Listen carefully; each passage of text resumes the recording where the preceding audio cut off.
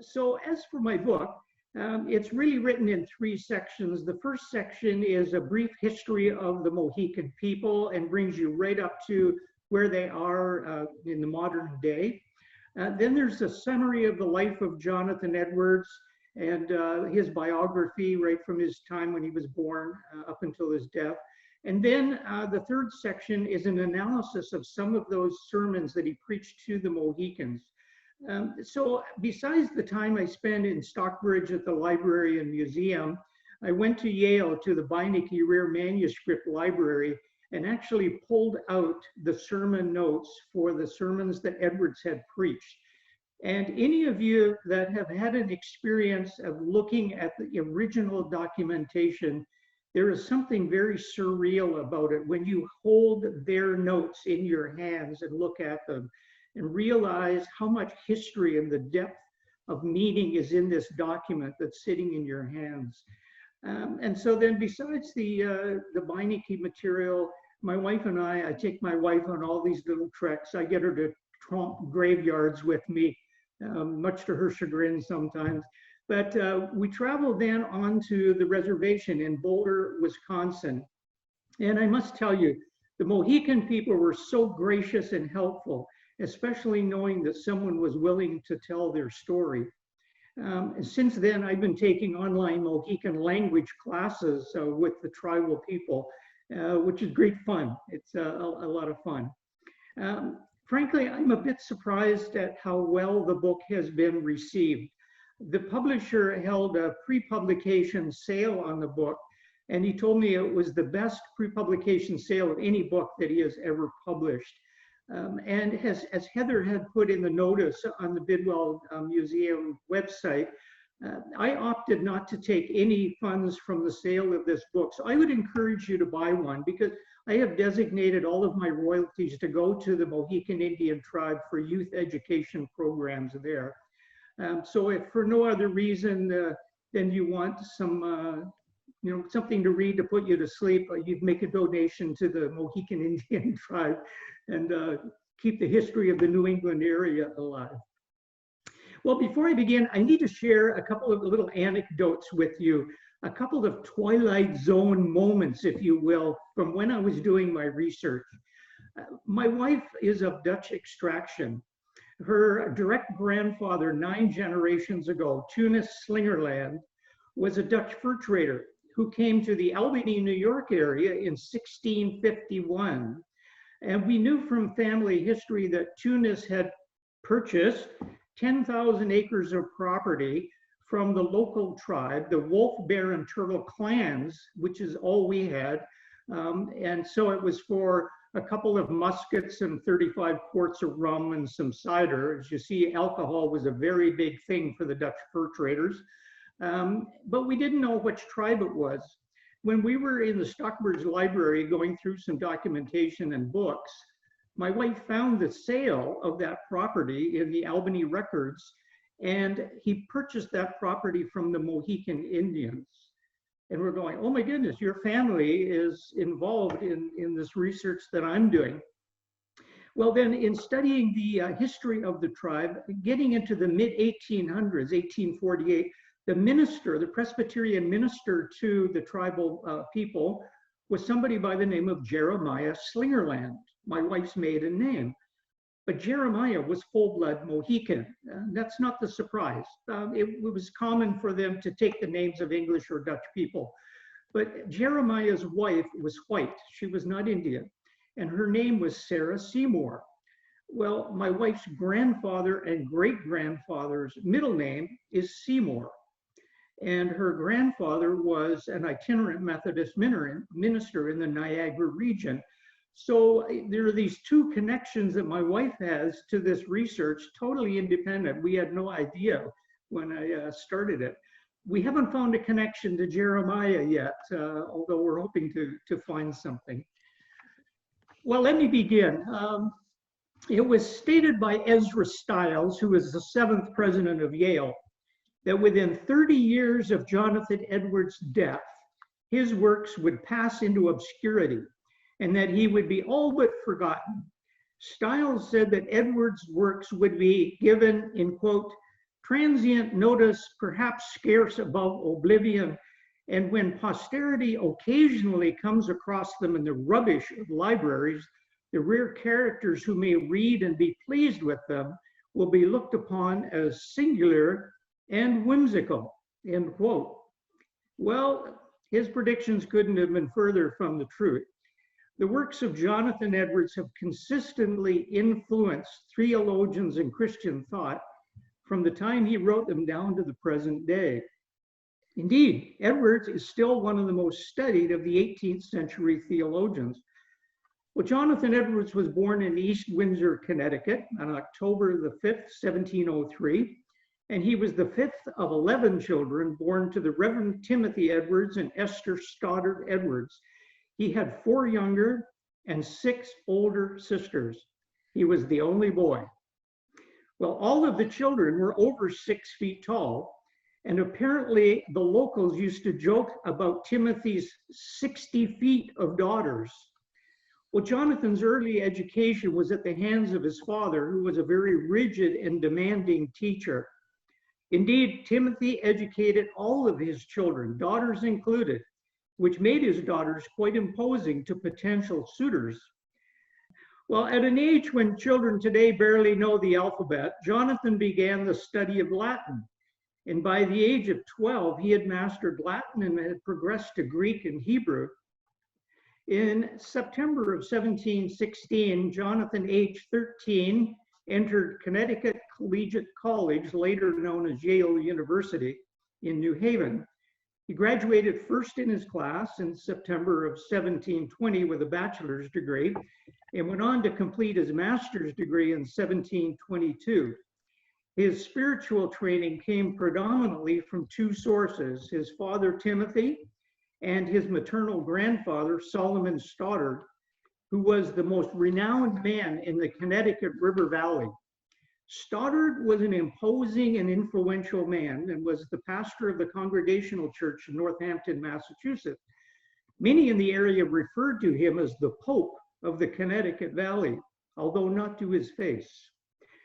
After graduating from Yale, Edwards had a couple of small parish charges, a small Scots Presbyterian church in William Street in New York from August 1722 to April 1723, and then a Congregationalist church in Bolton, Connecticut from November 1723 until May of 1724. Edwards returned to Yale as a tutor for a couple of years, and then in August of 1726, he joined his grandfather Solomon Stoddard as his assistant in Northampton. Edwards was ordained on February the 15th, 1727 at the age of 23. Stoddard was 84. But during his years at Yale, Jonathan became acquainted with young Sarah Pierpont, the daughter of James Pierpont, the minister of the First Congregational Church in New Haven and a leader in the founding of Yale. Her great-grandfather, Thomas Hooker, a congregational minister, was the founder of Hartford and the colony of Connecticut. Edwards was particularly struck by Sarah's deep spirituality and piety, and they were married on July the 28th, 1727. They subsequently had 11 children, all of whom survived to adulthood, which was kind of unprecedented for that period. Sarah was the perfect wife to Edwards as she diligently handled the affairs of the family, allowing him vital time to devote to the ministry. As Stoddard's assistant and heir apparent in the pulpit, Edwards was getting lots of practice preaching, and he was under the strong influence of Stoddard's doctrinal teachings, especially regarding church membership and the Lord's Supper or communion. Stoddard's belief when teaching was that the Lord's Supper could be used to bring people to salvation. Communion was a saving ordinance to him. While Edwards seemed to accept his grandfather's stand as it related to the church in Northampton, inwardly he could not agree with it. The question which plagued Edwards was that if the communion table were open to everybody, how is it possible to discern those of real faith? Another practice of Stoddard's was something called the halfway covenant that allowed the children of baptized but unconverted church members to be baptized and become church members and have full voting rights in the congregation. Well, this caused Jonathan great stress in his work with Stoddard, and no doubt they debated it at length, probably agreeing to disagree on the matter, but later confronting these issues with the congregation would bring Edwards to a crisis in his ministry. Well, Solomon Stoddard died on February the 11th, 1729, thus leaving Edwards in charge of the Northampton congregation. Subsequent to Stoddard's death, Edwards, who had always been somewhat a frail man, suffered a couple of severe bouts of illness wherein he had to vacate the pulpit for a period while he recuperated. Much of his illness may have been brought on by the stress of overwork and of trying to live up to the demanding standards of the congregation left by the legacy or the ghost of Solomon Stoddard. Edwards had to deal with a moral issue in the church as well. It came to his attention that some of the young men in the church had been circulating medical books on midwifery and had taken to talking lewdly among themselves, as well as making rude and suggestive comments to some of the young girls of the church, Edwards' daughters included. Well, it was here that Edwards made a serious tactical error. From the pulpit, he called for a meeting of those involved, and he proceeded to read out the names. The problem was he didn't distinguish between the accused and those who were merely witnesses. So some of the young men named came from very prominent local families, and so it created quite a stir. Edwards was also becoming increasingly disgruntled and disturbed by the halfway covenant, and finally in December of 1748, he declared to the congregation that only professing believers were allowed to come to the Lord's table for communion. This precipitated a major uprising within the church. The matter was finally settled by calling in a council of clergy and laymen from 10 surrounding churches. When the council polled church members, only 23 of the 230 men who voted supported Edwards. He was dismissed from the Northampton pulpit. Well, the Edwards family stayed in Northampton for another year, where Jonathan sought God's direction on another charge. And ironically, the church called on him several times to preach to them when no pastor was available. He turned down an offer to go to Scotland, possibly because he was feeling inadequate to take on another sizable charge in the wake of his apparent failure in Northampton. In the end, in August of 1750, he accepted the call to the Indian mission town of Stockbridge, Massachusetts, replacing John Sargent, who had died the previous year. Stockbridge was established in 1735 as the first integrated village of English settlers and Indians. Until this time, the Mohicans had lived in small communities along the Housatonic River, each with its own sachem or chief. Two of the major settlements were Waptacook, whose chief was called Concopat, and Scatacook, whose chief was Umpachini. The idea was to Christianize the Indians by colonizing. The plan was to teach the natives animal husbandry and farming techniques, and to teach the young boys English and the catechism. If they understood English, they would be able to read the Bible. So to that end, Governor Jonathan Belcher solicited the help of Colonel John Stoddard, Solomon's son and Jonathan Edwards' uncle, to procure the lands along the Housatonic River. Stoddard was ultimately successful, and 4 English families agreed to go. They were Elisha Williams, his brother-in-law Josiah Jones, Joseph Woodbridge, whose brother Timothy would figure greatly in the history of Stockbridge, and Ephraim Brown, who came from Watertown. Elisha Williams' family was from originally Northampton, and they were a cousin of Edwards, and they had been instrumental and part of the faction responsible for Edwards' dismissal from the Northampton pulpit. Elisha's daughter, Abigail, had married John Sargent, who was the first missionary to the Mohicans in Stockbridge from 1735 until his early and sudden death in 1749 from what was listed as a sudden nervous fever and canker. He was 39 years old. They had 3 children, Electa, Erastus, and John Sargent Jr.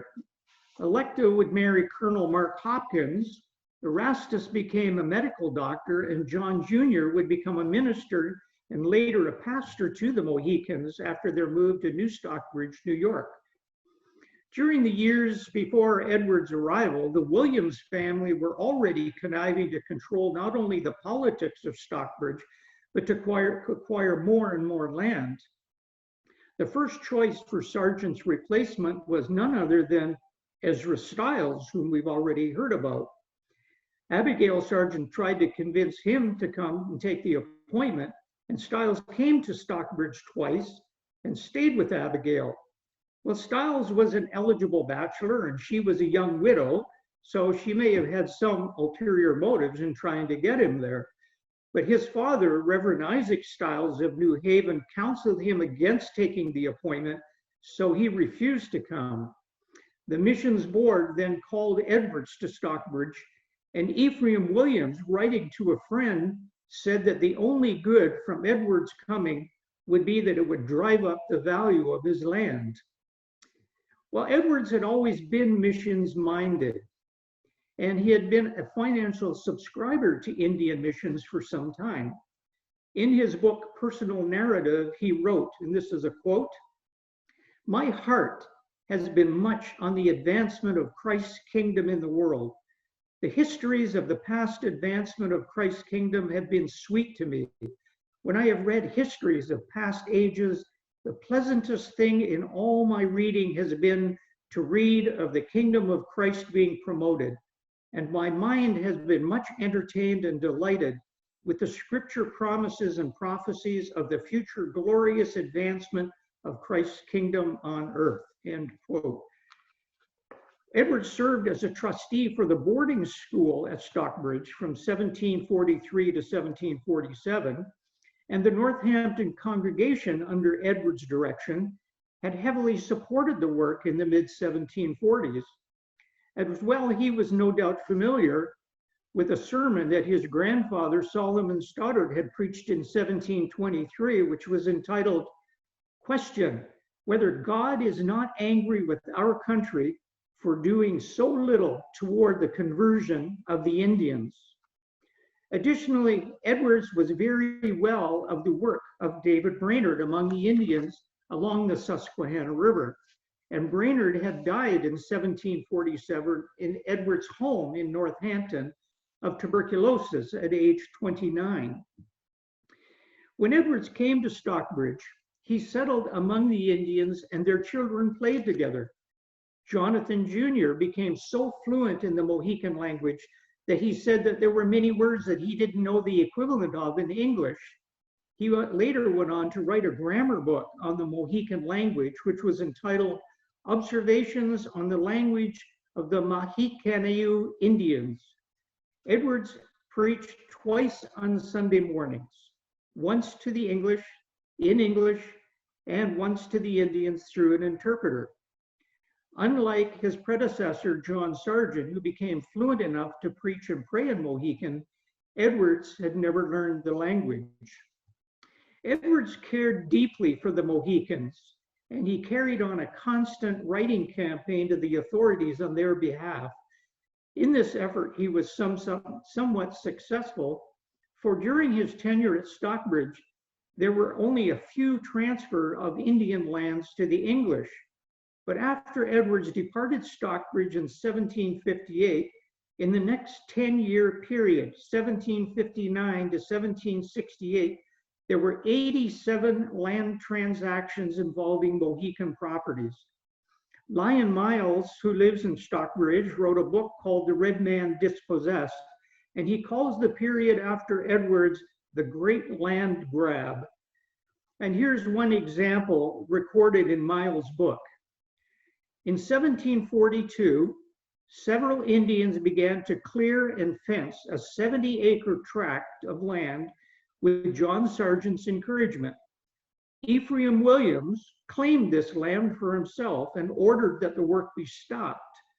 When the tribe protested, the General Court permitted Williams to keep the land provided he paid the Indians 10 pounds for their labor. Well, another concern of Edwards was the mismanagement of the Indian school in Stockbridge. Isaac Hollis, a wealthy Baptist pastor in England, was underwriting the efforts to educate the Indians in Stockbridge. The effort was being managed by none other than Colonel Ephraim Williams, and the teacher was Captain Martin Kellogg. There were complaints from the Indians that their children's physical needs were not being met.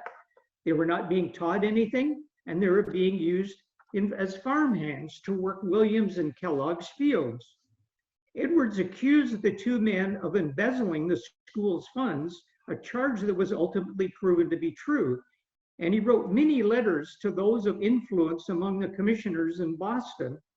In one letter to Thomas Hubbard in March of 1752, Edwards stated, quote, "The parents of Captain Kellogg's boys and the Indians of the town in general were extremely uneasy at Captain Kellogg's conduct and have often loudly complained in my hearing of Captain Kellogg's ill treatment of their children and his neglecting them as to their board, clothing, and instruction, and why he little cares that their children should be kept clean and orderly. And by this means, the Indians of the town in general have become imbibed with a deep prejudice against Captain Kellogg. The Stockbridge Indians are in such a rustle and so uneasy by reason of some things belonging to the present state of affairs that I think there is a real danger that if there be no alteration, they, the great part of them, will break up and leave the town," end quote. Well, Edwards lobbied vigorously to have the school put under his care and even took some of the students into his own home to continue their education. Well, after 2 years of fervent effort, his request was granted. But by that time, the situation was irreparable. When the official word finally reached Stockbridge that Edwards was now in charge of the school, it had no pupils. Edwards reluctantly, but without any other choice, closed the school. In the ensuing years, the Mohicans would lose all of their Stockbridge land to swindlers and debt. A very, very sad situation. In 1784, the majority of the Indians moved to a community they called New Stockbridge in New York with the Oneidas. About 40 people arrived later in 1788. And then in New Stockbridge, the Oneida property was also taken from them, and a delegation sent to Wisconsin in 1821 and was successful in obtaining property along the Fox River from the Menominee and Winnebago tribes. The Mohicans once more began a western migration. A group of about 30 reached Green Bay in the summer of 1824. Another about 50 left New York in 1825. And then finally in 1856, a treaty was signed, which gave the Mohicans 2 townships in the southwest corner of the Menominee Reservation in Shawano County in Wisconsin. The Stockbridge Mohicans would become the Stockbridge Munsee Band of Mohicans. They remain there to this day with about 1,500 enrolled tribal members, 800 of which live on or near the reservation. Well, until 1999, only 2 of Edwards' Indian sermons had been published, and they are in a volume called The Sermons of Jonathan Edwards, a Reader by Dr. Ken Minkema of Yale. When I first contacted Dr. Minkema, I asked if there were any unpublished Mohican sermons by Edwards, and he said just about 200. So in my work, I took some of the sermons from the beginning of his time with them, some from the middle, which coincided with the French and Indian War, and then his 2 farewell sermons from 1758. Edwards' first sermon to his Mohican congregation was given in a starkly different manner and venue than his predecessor, John Sargent. Sargent had first met the Mohicans in the woods where they were camped and preached his first message to them on October the 13th, 1734 through an interpreter. So even though Edwards came to a congregation that had been established for 15 years in Stockbridge, he took them right back to the basics of the gospel message. Edwards was a master wordsmith and a rhetoric. He was so good with rhetoric and his use of words. So he used graphic metaphors that he knew the Indians would kind of identify with. He used images from nature, bright light, flowing water, brilliant sun. He knew the Indians were very much in tune with the great good spirit and acknowledged their gifts in nature. So in his first sermon, he tells them how through Christ the Jews were first given the gospel truth. Then Peter, a Jew, was called to take the gospel to the Gentiles, a foreign people. Edwards equated himself with Peter as one who was taking the gospel to them. He told them that in the sight of God, the English and the Indians were no different. They were all sinners in need of God's grace. The only difference between them was that the English had been given the gospel first, and it was their responsibility and obligation to share it with the Mohican people. He warns them against the specific sins that were plaguing them, and that was lying, drunkenness, and cheating. Three themes that he returned to over and over throughout his tenure with them. At the beginning, his sermons were lengthy and detailed, completely written out. But when the French and Indian War broke out in 1754, his style and content changed. An incident occurred in the fall which set everyone on edge and put the settlers into a panic. On September the 1st, 1754, a parishioner late for service burst in and told of a massacre that had happened just then close by. Well, Edwards' sermons during this period were often abbreviated and clipped, and he preached to the congregation more about the providence of God. He told them that many of them would suffer and some could even die, and he called them to be sure of their salvation before it was too late. He did not shy away from preaching eternal damnation and the coming judgment of God. And one sermon I looked at it was as graphic as his famous or infamous sinners in the hands of an angry God that he had preached at Enfield in July of 1741. In a sermon from March of 1755, he says to the Mohicans, "Live so that you may not be afraid to die." He states, "How miserable you will be if you live and die in your sin. Consider the warning God has lately given you," referring to the massacre that had happened recently in their midst.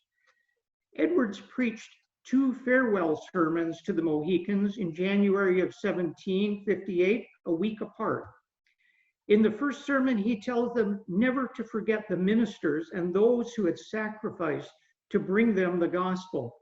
He said, "Thank God that you heard this message today." His final message was short and definitely had a fatherly tone. He tells them to be strong because hard times were coming. And then he reminds them of the three sins that he had preached to them over and over while he was there: drunkenness, lying, and cheating. Well, Edwards left Stockbridge in January of 1758 to assume the post as the third president of Princeton University. The second president had been his son-in-law, Aaron Bird Sr., who was married to his daughter, Esther. Their son, Aaron Burr Jr., would become the third vice president of the United States under Thomas Jefferson. And Burr Jr.'s political career came to an end when he killed his rival, Alexander Hamilton, in a duel. Well, shortly after his arrival in Princeton, a smallpox epidemic swept the area, and Edwards, a believer in inoculation, received the vaccination. Edwards had often been ill and was never a very strong man, and after developing complications from the vaccine, he succumbed in March the 22nd 1758, at the age of 54. His father, Timothy, had died just 2 months previously at the age of 88. One of the last things Jonathan spoke was a message for his wife, Sarah, who had remained at Stockbridge with the younger children. To his daughters, Esther and Lucy, at his bedside, he said, in quote, "It seems to me to be the will of God that I must shortly leave you. Therefore, give my kindest love to my dear wife and tell her that the uncommon union which has so long subsisted between us has been of such a nature as I trust is spiritual, and therefore will continue forever. And I hope she shall be supported under so great a trial and submit cheerfully to the will of God. And as to you, my children, you are now like to be left fatherless, which I hope will be an inducement to you all to seek a father who will never fail you," end quote. Well, those gathered around his bed near the end began to speculate as to the future of the church and the college once he had gone. And at this point, Edward spoke his final words, which were, "Trust in God, and you need not fear." Well, tragedy and heartache continued to afflict the family, as only 2 weeks after Edwards died, his daughter Esther Burr came down with a fever and died within a few days. His wife Sarah, back in Stockbridge, herself became ill when she received the terrible news. By September, she had gained sufficient strength to travel to Princeton to tend to her orphaned grandchildren, but soon she herself contracted an illness and died October the 2nd, 1758. So was Edward's ministry to the Mohicans successful? Unfortunately, we have no records from that period to indicate the number of conversions or baptisms under his ministry with the Mohicans. Today, there are 5 Lutheran and Presbyterian churches on the reservation in Bowler, Wisconsin. There are a total, as I mentioned, of 800 Mohicans living on the reservation and about 1,500 registered members throughout the United States. So I return to my question, was Edward's ministry successful?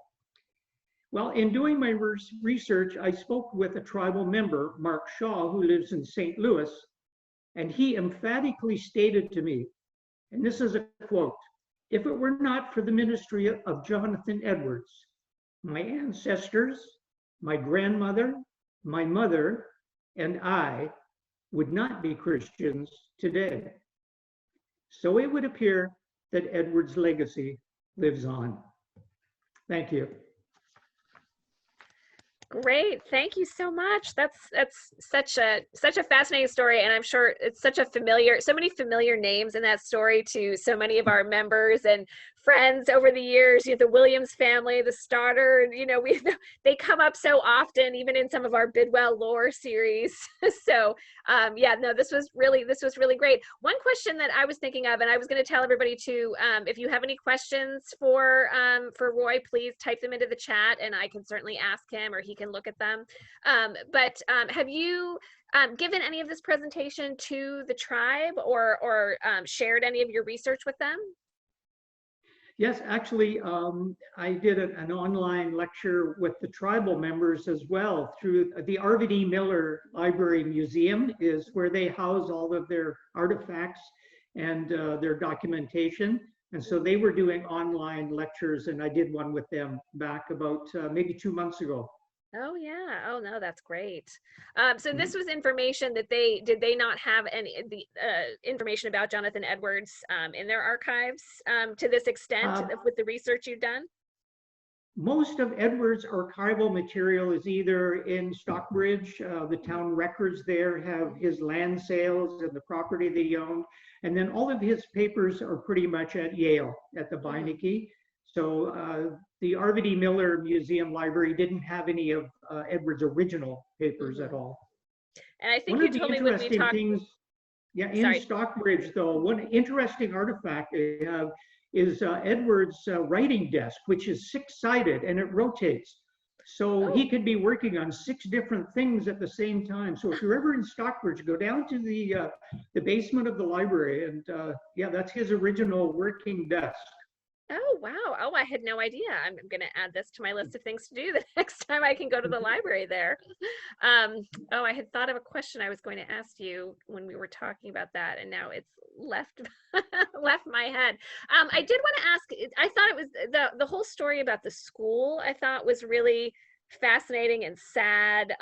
So when he finally got permission to take over and the school was closed, so no other school was opened then after that. Not in Stockbridge, but interesting, this was something that was very common in the area. Eleazar Wheelock had a school also for the Mohican tribe in Connecticut. And Wheelock, again, I don't know if it was a symptom or whatever, but Samson Occam was a Mohican, full-blood Mohican Indian who became a very, very well-known preacher. And Wheelock sent him to England for 2 years on a preaching tour to raise money for the Indian school back in Connecticut, and promised to take care of Occam's wife and children while he was gone. Well, when Occam was extremely successful, he raised a lot of money over the 2-year period. But when he came back to Connecticut, his wife and children were in dire straits. Wheelock had not taken care of them at all. But over and above that, Wheelock then took the money and started Dartmouth College. And it was a school that was used predominantly for the whites and not for the Indians. Oh, wow. So there was a systemic issue among the school systems in New England, the systems to the Indians. They were not being used really to help the Indians. No, clearly. So we do have one question from the audience. I don't know if you can see it there. Asking, Shelby asks, how did Edward's sermons to the Indians differ from his sermons to the whites? Okay. Well, first of all, his sermons to the English, oddly enough, a lot of them were ones that he had already preached to the Northampton congregation previously. So quite a few of them were rehashed sermons that he already had, where his material to the Mohicans were very unique. And let me see if I can pull one up here just to read to you.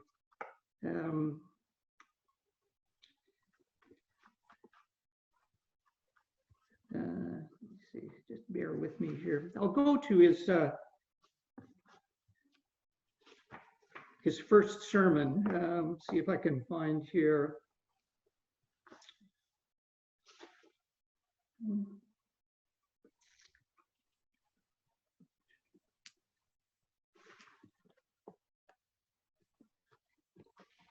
trying to find the section where he talks about the brightness of the light and yeah, I can't put my finger on it at the moment. But if you'd like, I could just read you just a very short excerpt of one of his sermons here. So this is his very first sermon where he gives an account. He says, we have an account in the Bible in Acts 11, 12 to 13 of how there was a man named Cornelius who was praying to God, and an angel appeared to him, and the angel bid him send to a town called Joppa for one of Christ's ministers who was called Peter. So he goes through that whole section of Acts, and it describes about Peter, as I mentioned in my talk. And then he goes on to say that they were very much, he said, and when they heard Peter preach about Christ, the Jews, and then the Gentiles, they gave up their hearts to Jesus Christ and became good Christians. And Cornelius and his family was the first of other nations, besides the Jews, that Christ's ministers preached the gospel to. And after that, they preached the gospel to others in all parts of the world, so that after a while, a great many nations turned Christian.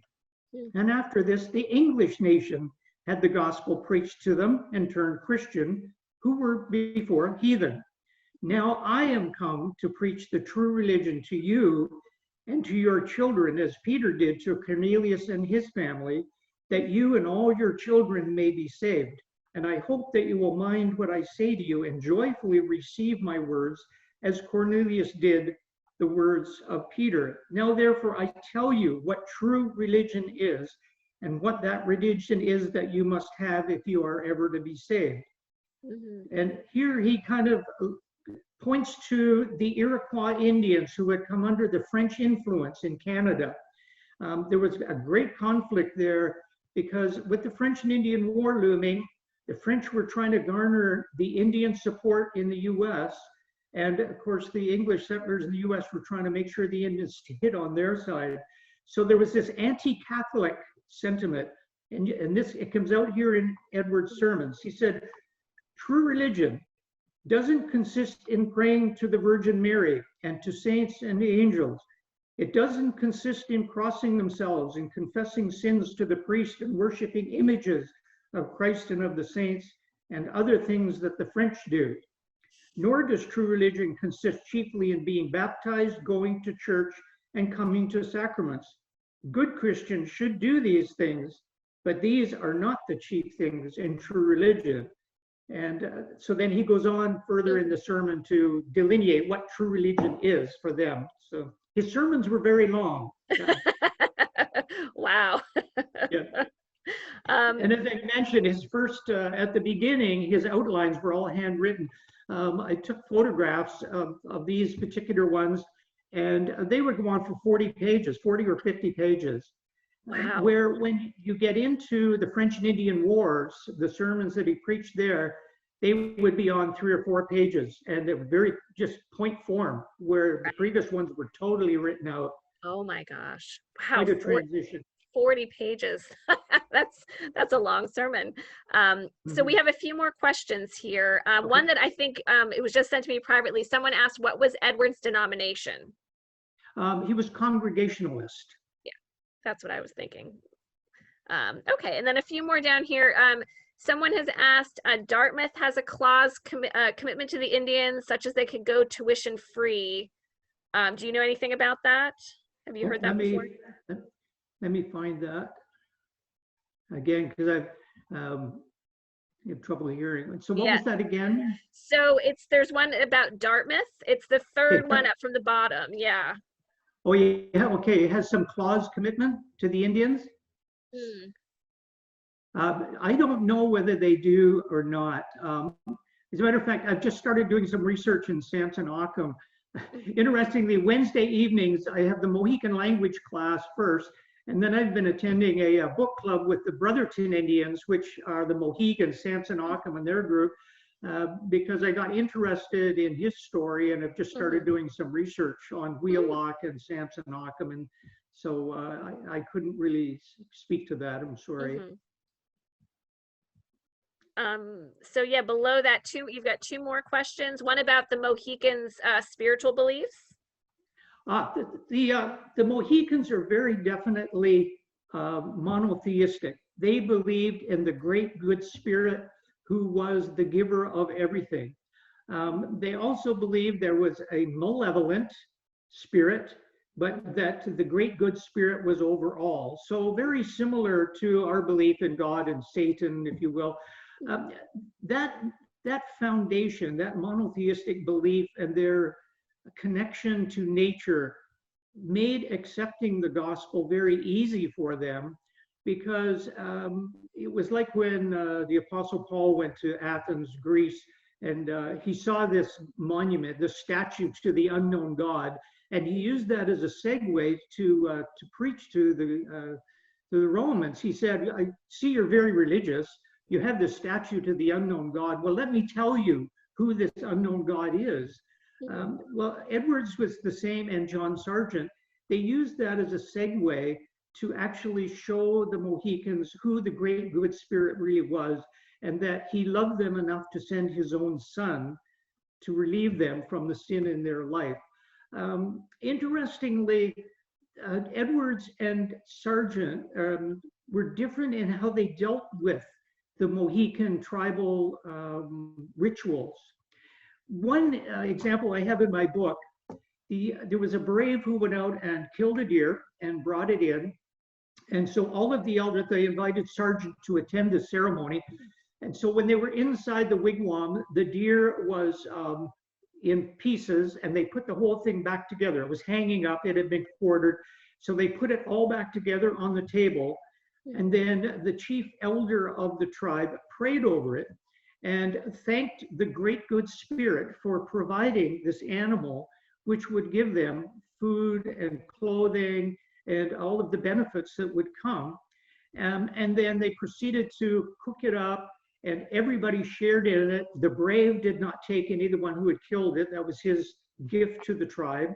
And part of it was given to the widows and the elderly ladies of the tribe who had no man to supply them anymore. And it was interesting because Sergeant, he kind of berated them for such a heathen practice. And he wrote to a friend about, we have to teach these savages about the inadequacy of some of these rituals they have. And yet we fast forward then to Jonathan Edwards, who was really probably a quintessential Puritan, if you will, in his beliefs, if you read any of his secular writings. And yet he did not condemn them for their ritualistic, but he used it as a segue again to preach to them about the similarity of what they were doing. And okay, in your ignorance, you are doing this. Let me tell you what that really means and its real connection to God. So the whole idea that the Mohicans were savage, they were primitive, that they were heathen, that's all just not true. If you look at their history, they were not savage. If you have writings from Hendrik Apalmet, one of their early sachems, and he states right there, if the stranger comes to your fire, share your food with them and accept them into your life and look after them. So that's not savage at all. And then certainly, primitive, the Indians knew, okay, you plant corn, you plant beans at the base of the corn, which will grow up, and then you plant squash around it to keep the weeds down. Well, I'm on a country property and 3 sides of me are farmed. And the farmer puts corn in one year, which takes everything out of the soil. The next year they put in soybeans because that puts nitrogen back into the soil. Well, the Indians already knew that. They had really good practices in terms of land use, yes. Not abuse. So, exactly. Yeah. So Great. that's kind of a long answer to what I found about their existing spiritual beliefs. But. That's okay. No, that's fine. It looks like we have a few more questions. You see the one from Sarah Hitchcock asking about health, education, and welfare beyond conversion to Christianity. I can't really say that I saw anything about health education in anything you wrote. Certainly, he was concerned for their physical well-being, definitely. When the French and Indian War broke out, he took the Indians into his own home. He called on the authorities for protection. They built a stockade around his house. They sent soldiers there, which he billeted out of his own pocket. He paid for, he was preparing meals for the soldiers and the Indians who, out of fear, were living under his roof as well. So yeah, he was committed to their health. Now, in terms of health education,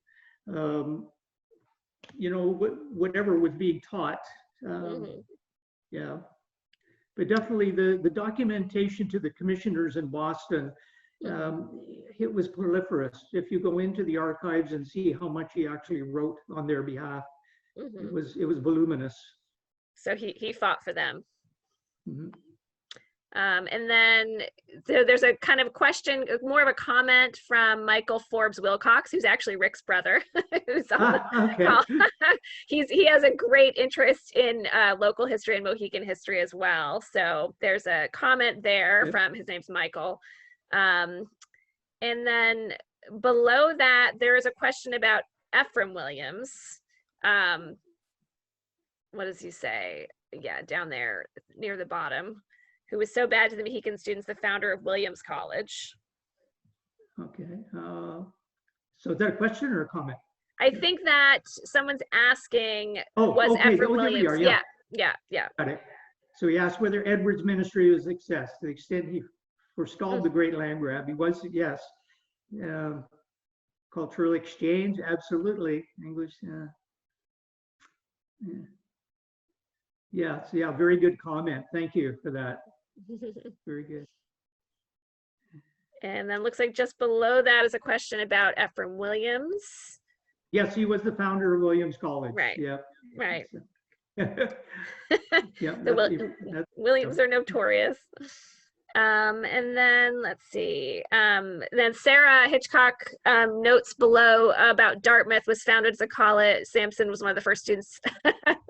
Yeah, that's right. Well, maybe Wheelock was not so bad. No, I'm not. I don't want to paint Wheelock as a bad person overall. It was one incident where he took the money that came and started Dartmouth College, but he did educate the Indians. There was no question he had care for them, but the way he treated them on one occasion only, one of the Indians got drunk, and Wheelock would not forgive him for that. Regardless, there is letter. We have his letters. It's one of the books we're reading right now in the Brotherton Book Club, where they wrote letters to Wheelock imploring for forgiveness. And calling, like, it made me wonder, what was Wheelock teaching them about themselves? Because these Indians, in writing to Wheelock, refer to themselves as your black ignorant Indian. Or your heathen good for nothing Indian student. How are they being treated and spoken to about their own background that would cause them to sign their letters that way to Wheelock, who was their mentor and their teacher? That was disturbing to me when I read it. Wow. So yeah, Wheelock did a good thing in starting the school, as did Timothy Woodbridge was a teacher, and Martin Kellogg, but they went off the rails, unfortunately. Yeah. Well, great. That looks like that was the last question. So I just want to say thank you so much. This was my correction. Yeah, it was Ephraim Williams Jr. Junior. Yep. Someone. I just saw the note that came through. Yep. Yeah, I should have said Junior. We knew it was a Williams. Well, great. So thank you so much for being here tonight and sharing all of this information with us. And there's a link if everybody who bought, registered for this, if you go to the website, there's a link to buy the book on our events page. So, you can buy it. All the proceeds go to the tribe in Wisconsin. So, it's a cheap read. It's $20 Canadian, which is like $12 US. It's very affordable for all of us. So yeah, so go out and get the book, and great. So thank you so much. Thank you. I look forward to the end of COVID so we can come back to Stockbridge and come to Bidwell House. Yes, exactly. I can't wait to show you around when this is all over with. Well, thank you all so much for attending. Yes, thank you.